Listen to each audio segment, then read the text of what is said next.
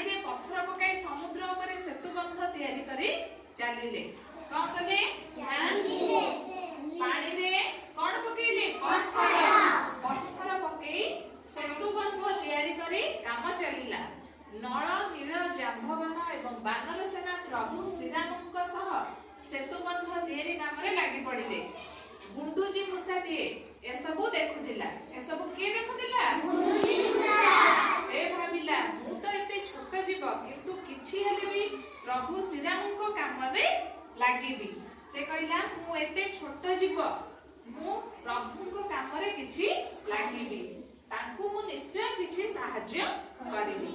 तापरे से पानी को ओल्हाई ता देह को ओदा करि देला के गुंडूजी मूषा पानी को ओल्हाई ता देह को ओदा करि देला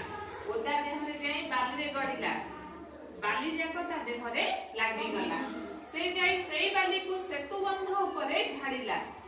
थरकु थर से एमिति पानी रे ता देह को ओदा करूथिला आ बाली रे गडी ता देह रे लागुथिबा बाली को सेतुबंध ऊपर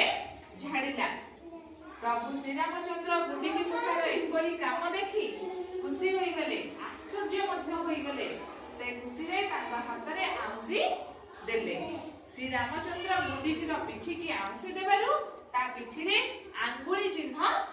पड़ी गला से दिनरु गुंडीजी पिठी रे से भली चिन्ह रही गला गुंडूजी छोटिया जीव हेले कोन हैला तार इच्छा एवं आग्रह जोगु से प्रभु श्री रामचंद्र को सेवा करी पारिला बुझी पारिलो छोट जीव होई मध्य से केते बड़ काम करिला प्रभु श्री रामचंद्र जेतबळे हाथ आंसी देले कोठी गुंडीजी मूषा परे तमे देखिना तार जो पिठी रे चिन्ह अछि आंगुली रो सेटा होची प्रभु श्री रामचंद्र कोन करथिले ताको पिठी के आंसी देथिले तारि चिन्ह प्रभु श्री राम को चिन्ह हाथ चिन्ह अछि।